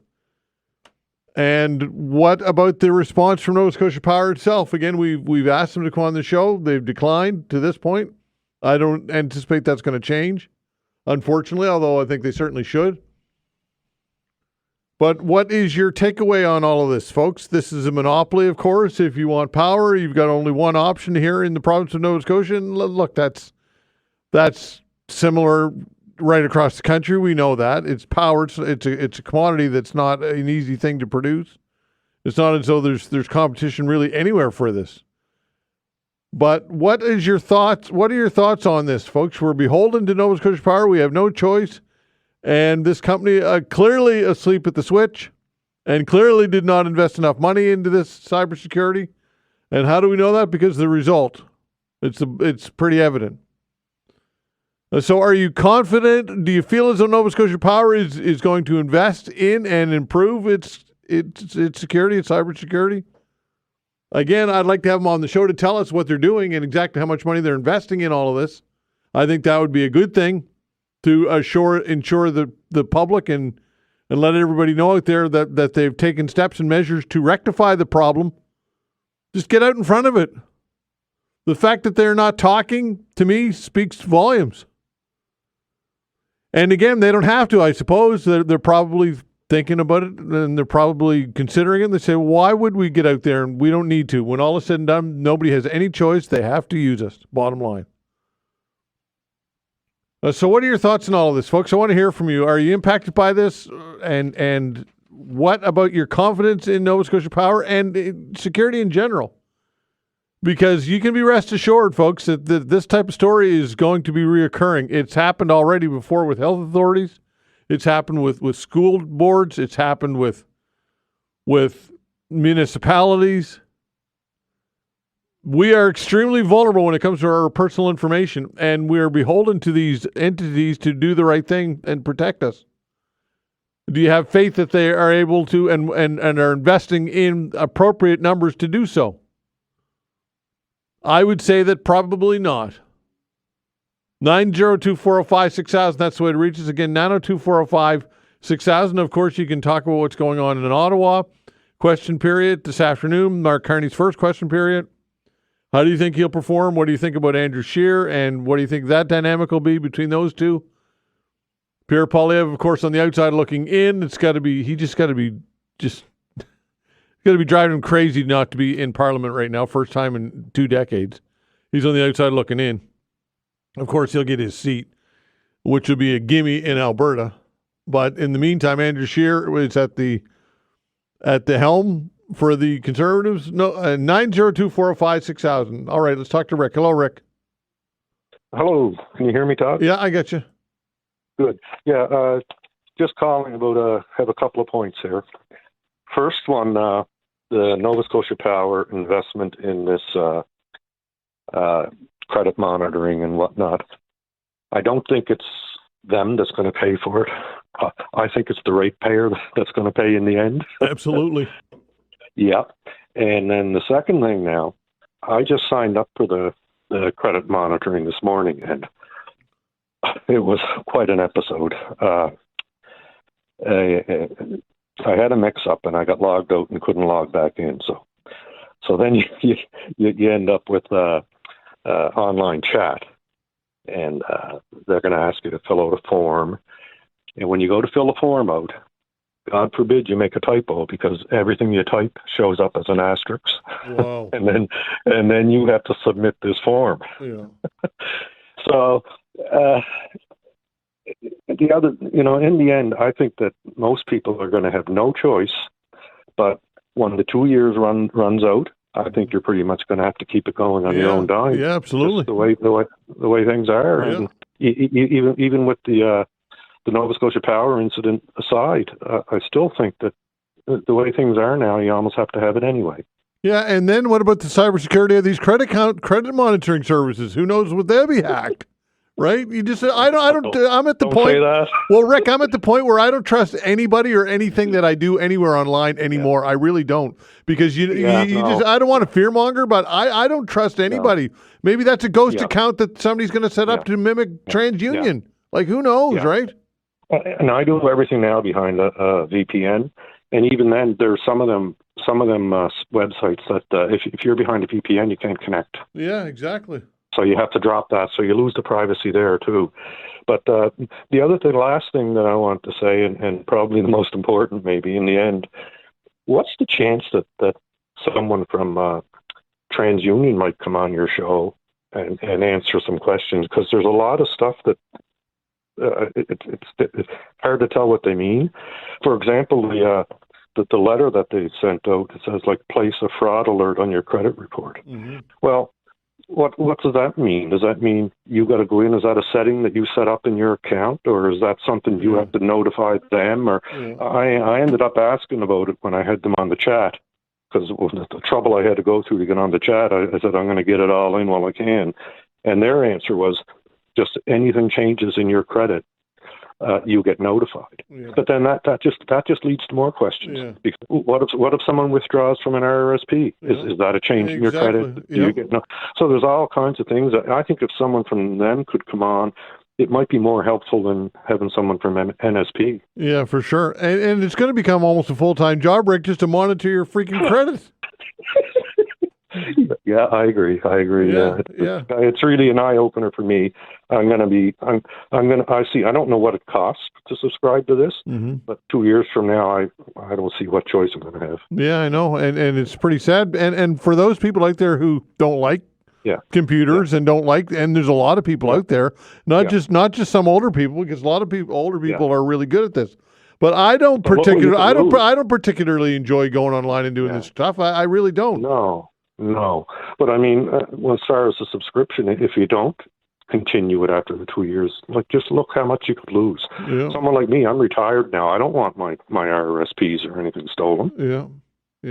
At this stage. So anyway, good luck with it all. Okay, bud. Hope everybody makes out okay. All right, pal. Take care. 902-405-6000. Stephen. Hi, Stephen. Hey, Todd. Happy Wednesday. Indeed. Well, I'm glad at least you've got a 6-string to play now instead of a 4-string. There you go. From Joel. That's right. The NSPI breach, I'm really confused about that, because there's this standard in the industry called Payment Card Industry, PCI DSS 3.3 and 4.0. All that information is supposed to be tokenized and obfuscated.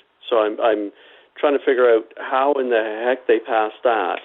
But it is what it is. They didn't protect their data. They didn't do what they were supposed to do. And I got the letter, and I'm still getting bombed out. On the Carney thing, I think he's doing really, really good. Personally, he's saying all the right things. He's doing all the right things. And yes, I agree with you. Pierre Poilievre must be going out of his mind looking in from the outside.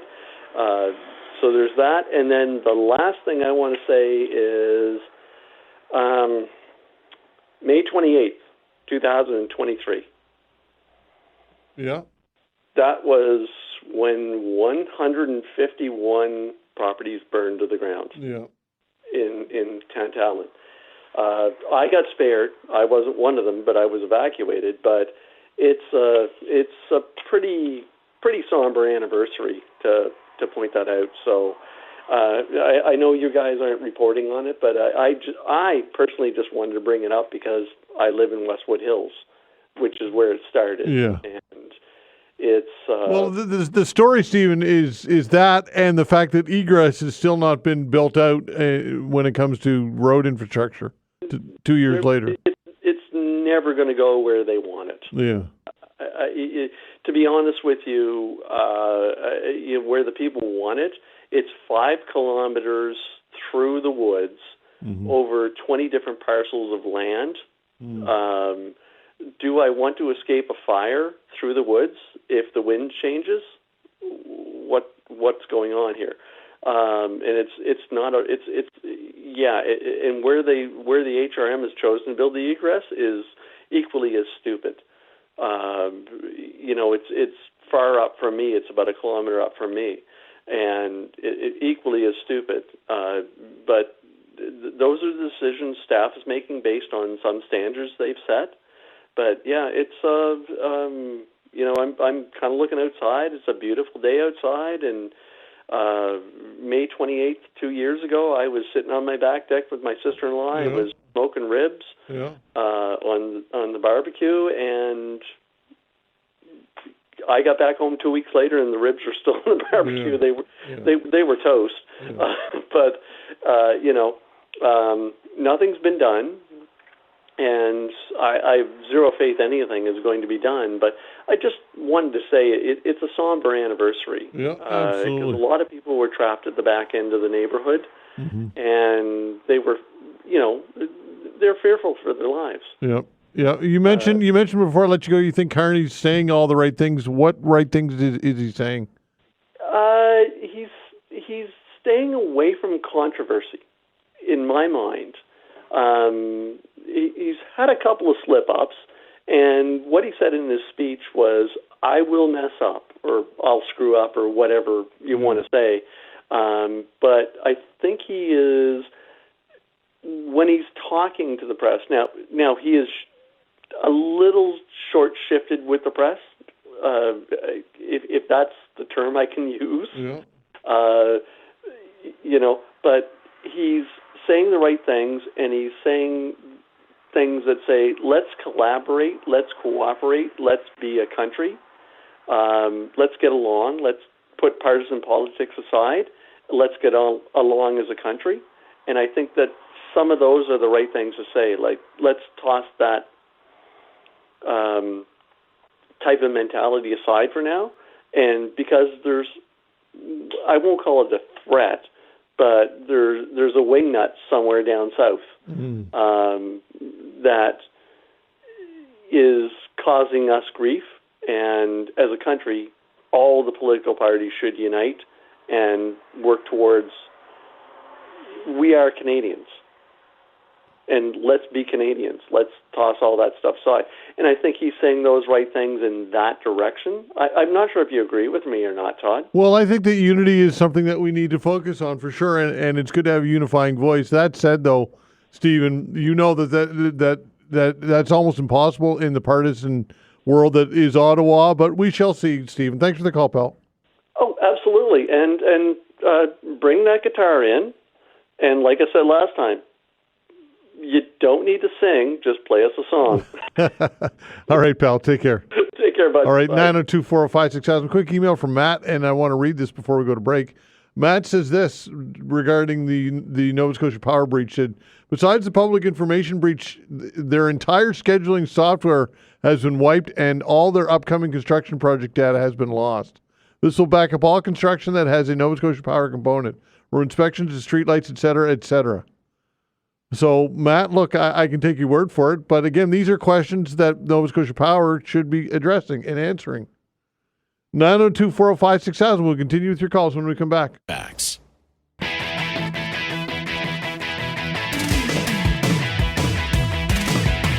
All right, continuing with your calls. The way to reach us is 902-405-6000. Again, 902-405-6000. Before we go back to the phones, an email from Paul.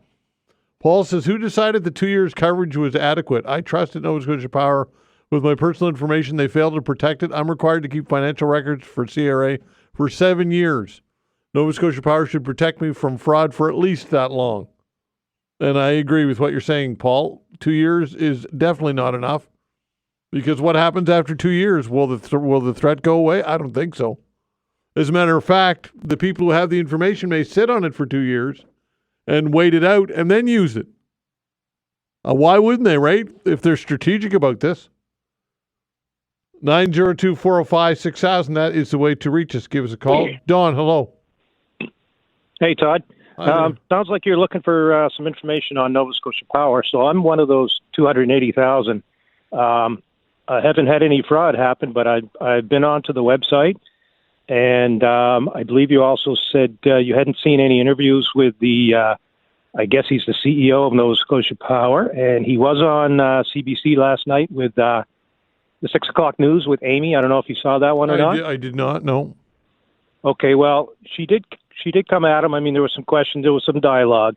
He all seems very like he's a politician to me, is the way it sounds. Yeah. When she asked him directly, she said, what is Nova Scotia Power going to do for these clients if they get hacked, if they lose money? Yeah. She asked him once, asked him twice. I think she might have asked him 3 times. He never answered it. Well, he didn't even deflect. He just didn't answer. Well, it's because they're not going to do anything. We know that, right? Well, that's what I'm thinking. But I'm going to expect something to be done. I don't know how you get that accomplished. But I believe they have to be held accountable. Certainly, if you're losing money, at some point, somebody's got to be able to figure out where it's coming from and hold them accountable. That's what I'm thinking. I'm not knowledgeable on the subject, but yeah. The burden of proof, Don, is difficult here, though, right? That's what they'll hide behind. They'll say, we don't know that if you've been hacked, that it's because of the breach of. How do you prove that for sure, definitively? And I'm betting that is the loophole that they will use. That's exactly what you're going to hear. You're going to hear it right constantly. And he was alluding to that in the interview with Amy. So.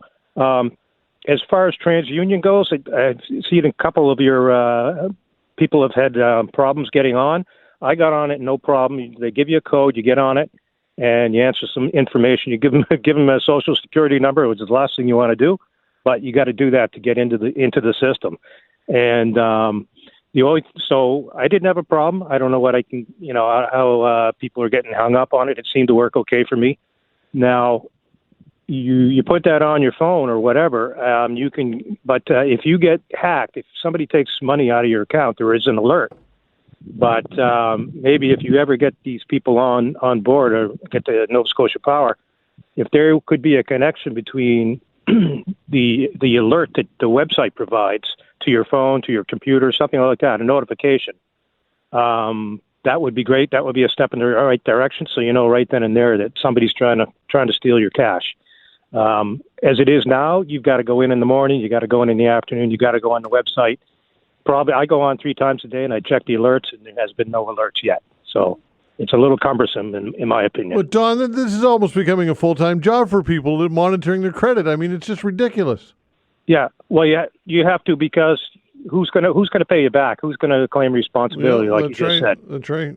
I hope that couple somehow got their money back. Yeah, they did. The Manulife Bank reimbursed them the $30,000. I saw that story. That's right. Yeah, that's right. Yeah. Okay, that's all I got, Don. For you. All right. Hopefully it helps somebody out there. Okay, take care. 902-405-6000. I mean, look, it's a pain in the rear end to have to do this every day, all day, monitoring your credit. I mean, who wants to do this?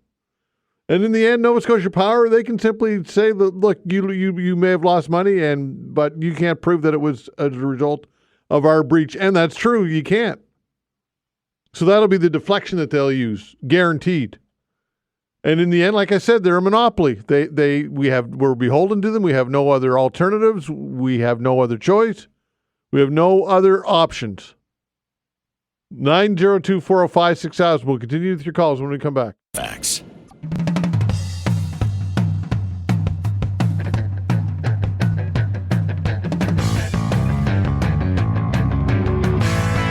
right, taking your calls. Way to reach us, 902-405-6000. Again, 902-405-6000.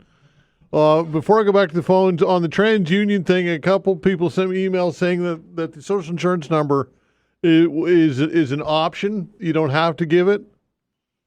But look, I think that most people, when they see it and they're signing up for something like this, they feel as though they're compelled to do so. And an interesting email from Don says this. It says, when I registered with TransUnion, I was asked a security-type question. The question was a multiple-choice question and asked, what are the last 4 digits of your Social Security number? There were 4 choices, and one choice was the last 4 digits of my actual SIN number. How did they know my social insurance number? I never provided it. The SIN numbers are only required to be given to CRA and one other government department. Nova Scotia Power must have provided the number to TransUnion. What happened to my privacy? I don't know that Nova Scotia Power provided that, but yeah, you're absolutely right. That was a security question, and they already knew my social insurance number, TransUnion, because that was one of the security questions that they asked. So that's a great point. 902-405-6000. That is the way to reach us. Again, 902-405-6000. Sharon, hello. Hello, how are you, Todd? I'm well, you? Good, good. I've heard some people calling in concerning how to be aware of what's coming out of their account, and you can set that on your banking information, because I do that, and each time a transaction goes through, I get a text. Right, yeah. But my other question was, I was out for lunch with a group yesterday, and they all said they received a letter from Nova Scotia Power, but I did not. So I'm assuming that I'm good. Well, does anyone know? well, again, you can assume that you are, but I don't know that I would have a whole lot of confidence or faith in that. But I suppose there's nothing else you can do, because if you've not received a letter, then you don't have any option to get to. You don't have the code to access the TransUnion. So I don't know, Sharon. I can't answer that definitively. All I know is that if I didn't receive a letter, I'd still be concerned. Well, yes, I am concerned, and then I think, well, maybe I should just call Nova Scotia Power and ask them without any code if that is factual, or am I just assuming? But if anyone's heard anything and they're calling in, I'd love to hear it. Yeah, okay, fair enough. Thanks, Sharon. Okay, you have a great day. All right, take care. 902-405-6000. David, hello. Good afternoon, Todd. I know you're busy. I know Nova Scotia Power is on your brain, but so far I haven't gotten anything off Nova Scotia Power so far. The King yesterday went without a glitch. I think that was good. Yeah, went without a glitch. That's true. But I think the security guy, was a little bit too close when he was over shaking. The King was over there shaking hands with everybody. I think he was a little bit too close. Well, he was weird. It was a pretty safe zone for sure. Oh yeah, the Secret Service was there, but yeah, everything was there, and it was good. And I remember when he introduced us to. Remember when Lady Di came? Yeah, I do. Many years ago. I do, yeah. Oh, she was a hottie. Way back when she was a hottie. There you go. All right. And you have a good day, Todd. Okay, pal. Take care. 902-405-6000. Scott, hello. Yeah, good morning, Todd. Hi. Yeah, well, I was talking yesterday about the social insurance number like everybody else is, and a little bit to the lady that said that they knew her, and like you're saying, they knew your social insurance number. It was the last 4 numbers. Am I correct with you? Is that what happened? That's correct. Yeah, it was a multiple choice, and that's how I got on yesterday. So the lady said, "Well, how did TransUnion get that? They must have got it from Nova Scotia Power." Well, I had an account with Equifax years ago, and they must share information, because when I went on TransUnion yesterday, as soon as my wife typed my name in, it gave us another multiple choice. It said, "Are one of these a former address?" And one of them was. So they already know. They must share information. That probably didn't come from Nova Scotia Power, but that's how I got on yesterday. It was the last 4 numbers. So, and they even knew my last 4 numbers on my credit card. So that's information that these companies already have in their data bank. Yeah. But that doesn't let Nova Scotia Power off the hook. No. But I guess what I'm saying, I'm an advocate of not giving my social insurance number out, like we said, the banks, your employer, and the government. So the last 4 numbers is out there with TransUnion. That doesn't mean that they know the other 5. Well, why wouldn't they though, right? Well, exactly, and that's where I'm confused a little bit. Yeah. To me, that indicates that they have the whole number. I think. I would say you're right. Yeah. I would say you're right. Probably you're right. But I felt a little bit more confident doing it that way than the whole 9 instead of the front 5 in the last 4. For sure. But the bottom line is they have that information, and like you said, they ask the question about where did you live, and they give you 4 options back in 2005 or whatever it is. And it was 19.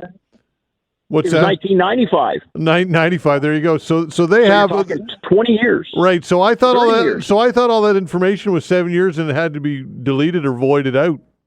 Well, the address that I clicked on, that was one of my former addresses, was when we first moved up here in 1995. Wow. That's 30 years ago. Wow.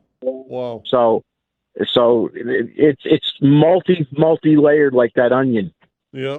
God knows how much information's floating around out there on all of us, right? Really, though. And I didn't see the interview, but for the CEO or whatever his name is Nova Scotia Power, to dodge a question 3, 4, 5 times, that is just there's so much wrong with all that. Yeah. And you're right. We're going to end up paying for it eventually. Oh, absolutely. And any money that they invest into beefing up their cybersecurity, they'll just pass that on to us anyway. Oh yeah. They'll go to the utilities board. Right. And because their shareholders have to make a 9-point something right off the top, and they all get bonuses and raises and all that stuff. And it's just too bad that it's a monopoly. It really, really is. It sucks. Yeah. Okay, Scott. Thanks for the call, pal. Thanks. Take care. 902-405-6000. Bill, hello. How you doing, Todd? I'm well. You? Not too bad. I don't know how you keep it up with all the stuff you got going. I'm on a wound up here about old stuff, and I can't seem to get an answer. But I'll give you an example of what's bothering me. I'm looking at that. I'll be going down there for my eyes and so on. The old VG, solid building as far as I'm concerned, and I'm just looking at that. I just got the feel that.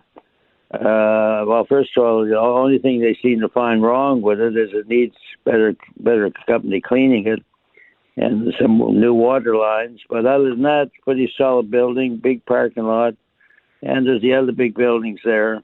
I think they're all getting slated to get rid of and move everything up there to the QE2, because I don't understand why they're doing all and tearing everything apart and making it difficult to get to the QE2.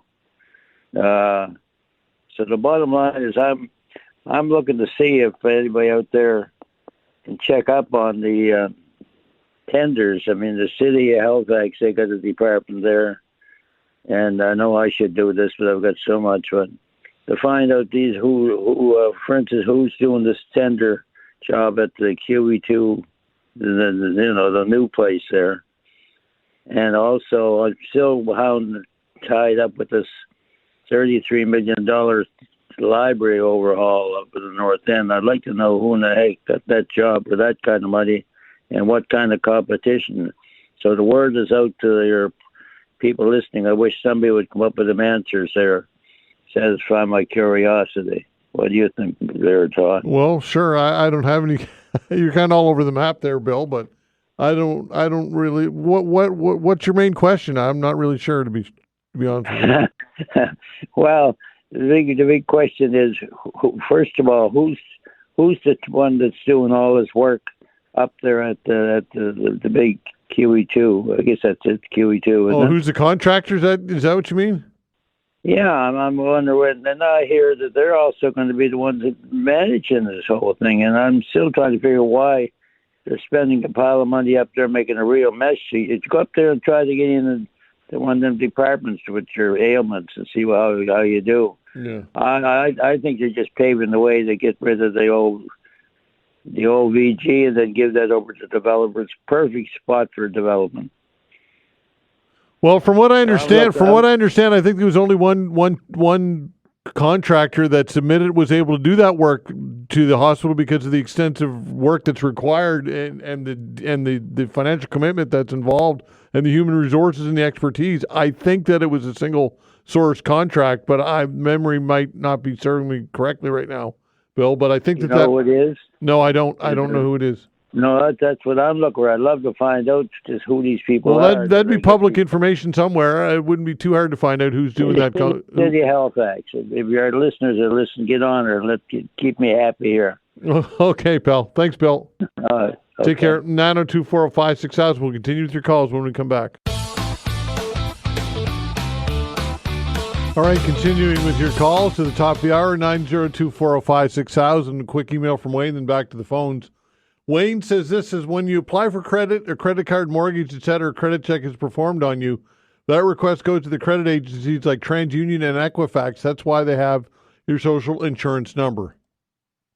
902-405-6000. What do you want to talk about today? Perhaps some of you want to talk about this Nova Scotia Power situation. I'm sure that many more do, including Kim. Hello, Kim. Okay, we lost Kim just as I went to her. Let's talk to Chris. Hello, Chris. Hey, good morning, Todd. Thank you so much for taking my call. Sure. I just received an email about 30 minutes ago from my doctor, and he stated in the email that he's been alerted by the Minister of Health, Michelle Thompson, that he is doing too many phone interviews, or phone appointments, pardon me, and he needs to start doing more face-to-face time with his patients. Now, I got my doctor. He's in Halifax when I lived in Halifax, but now for the last 4 years I've lived in Amherst. And it works fine for me because the only real time I need to talk to my doctor is when I need my prescriptions renewed every 3 months.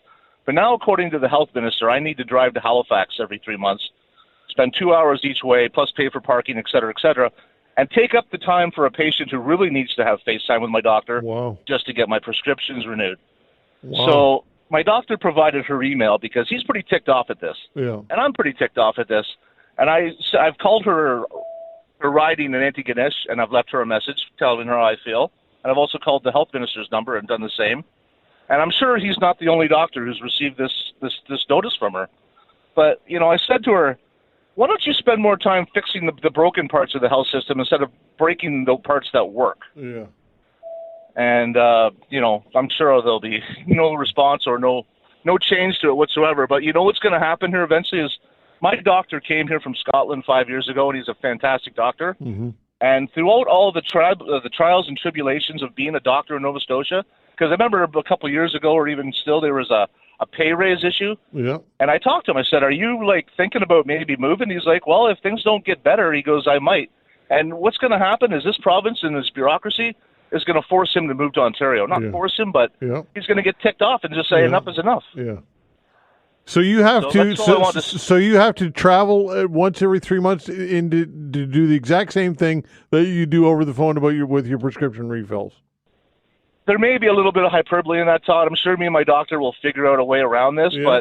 But in essence, what he alerted all of his patients in this email is that I'm going to have to cut back on the amount of phone appointments I do with you and have more face-to-face. So, my doctor wants blood work, he'll just send me an email saying I want blood work, but he always wants to do it over the phone because he doesn't like just having a non-conversation with his patients. He wants to talk to you. And even for prescription refill, my pharmacy can't just submit us something saying, hey, his refills are up. I have to actually have an appointment. So I just do a phone appointment, and I talk to him for 5 minutes. He says, okay, maybe go get some blood work for me, and tickety-boo, and boom. Now I'm going to have to – I can't – just because I've moved to Amherst, I can't give up my doctor. I'll never get another one. Yeah, that's right. So I just wanted to I'm glad your show is here because, this stuff needs to be brought to the public attention. This is nonsense. This woman she's obviously bored in her job. Yeah, she obviously isn't impacted by this and not in touch with how it actually works and how this is like you said, this could be the final straw to somebody that is contemplating going elsewhere because they have the mobility. If somebody moved here from Scotland, they obviously have mobility, right? And they'll look elsewhere. Don't quote me on this, but my doctor is based out of Mount St. Vincent University, and on top of dealing with the general public, he deals with the patient or the student body there. And I've heard give or take, that he has about 1,500 patients. Like, this poor guy, he's a young doctor, and when he's not working in his office, he's inundated with paperwork. Yeah. Like, he's told me that. Like, he gives everything he has to be a doctor here in Nova Scotia, and now they're going to take more out of him. Wow. Wow, and it's interesting that he confided in you about this, Chris. Well, the email was a general email that he sent, I'm sure, to all his patients. But I have been a patient of his since he moved here, and we do have a really good relationship. So I do ask him questions. He doesn't treat me like just a number. He treats me like a person, and we talk about stuff. Yeah. Wow. So, this is the kind of doctors I hear on your show all the time. So many people call up and say, my doctor's retiring. Yeah. And now we got a really good doctor who's probably in his 40s, and we're just going to, piss him off. Wow. Interesting. Okay, Chris, thanks for the call. Thank you, Todd. All right, take care. 902-405-6000. If you've got a comment that you'd like to sneak in, we've got some open lines for you to the top of the hour, 902-405-6000. In the meantime, an email from Jim regarding Nova Scotia Power says, egregious is the one word I'd call the situation. They are a utility. Their cybersecurity should be among the world's best. They would be the first targets of any cyber war on terrorist action. Credit monitoring is not a solution. It's not even a Band-Aid. It only tells you when your credit is being used. It does not protect you. All confidential information should have encryption on it within their systems. That way, if it is hacked, they would only lose encrypted information, practical useless to criminals. They didn't pay the ransom? ? This would have protected Nova Scotians at least marginally, as the criminal organization would have to honor the agreement and not publish the data if they ever hope to extort other organizations. Nova Scotia Power has criminal negligence here. They are duty-bound to protect our personal information. There needs to be people behind bars for this. As technology and tools for terrorists improve, so too does the tech and tools available for defense. Nova Scotia Power did not make that investment, and now it's too late. Egregious. That comes from Jim. And I think that email really encapsulates exactly how I feel about all of this. I mean, if they hacked the personal information, what else did they hack? When it comes to Nova Scotia Power and its operational ability and capability. And that's true when it comes to the credit monitoring. It doesn't protect you. It just alerts you if, in fact, something happens or somebody opens up a credit card or whatever. You still have to fight the bank to get your money back. If somebody withdraws a bunch of money out of my account, I have to fight with the bank to get that money back. There's no guarantee that they're going to honor that. I would hope that they would, but you're not guaranteed anything. It's not as though, I'm covered now because I've signed up for TransUnion for 2 years. I mean, this is very, very serious stuff, folks. And again, it's great that Nova Scotia Power did an interview with CBC, but what about the rest of us?